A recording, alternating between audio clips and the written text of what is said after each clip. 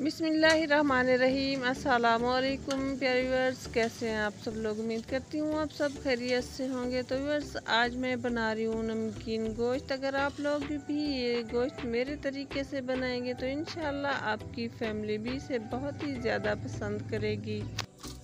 और अगर आपका कोई प्यारा आपसे दूर है और आप चाहते हैं कि कुर्बानी का गोश्त आप उसके लिए महफूज करके रखें, तो मेरे इस तरीके से आप इस गोश्त को बना के छोटी छोटी बोटियां करके उसकी माला परो के या इसका कीमा बना के धूप में खुश्क कर के रख देंगे तो ये 1 साल तक भी पड़ा रहे तो ये ख़राब नहीं होगा। इस रेसिपी में हम नमक और काली मिर्च के अलावा कुछ भी शामिल नहीं करेंगे। ये बहुत ही लजीज और मज़ेदार बनता है। खाने वाले जो हैं वो उंगलियां चाटते रह जाते हैं। गोश्त को अच्छी तरह धो के मैंने देगची में डाल लिया है।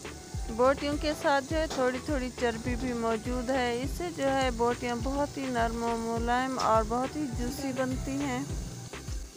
देगचे में मैंने तकरीबन ये 3 किलो जो है गोश्त डाला है और इसमें हम 1.5 चम्मच नमक का शामिल करेंगे और 1.5 चम्मच जो है काली मिर्च पाउडर का। गोश्त को मैंने अच्छी तरह धो लिया था। अब इसमें हम पानी वगैरह और नहीं डालेंगे, ना ही इसमें घी डालेंगे, क्योंकि गोश्त के अंदर जो है काफ़ी चर्बी मौजूद है। इसी में ही ये गोश्त अच्छे से पक जाएगा। इसको कवर करके हम इतनी देर पकाएंगे कि इसके अंदर जो पानी है वो खुश्क हो जाए और इसे हम हल्की आंच पे ही पकाएंगे।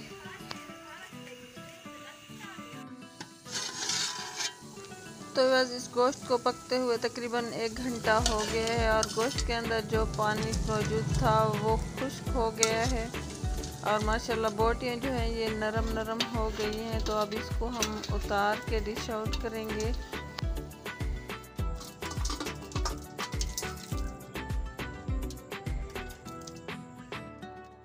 तो ये देखिए माशाल्लाह हमारा नमकीन गोश्त जो है बहुत अच्छे से तैयार हो गया है और बोटियां जो हैं बहुत ही नरम मुलायम और बहुत ही जूसी जूसी ये बनी हैं।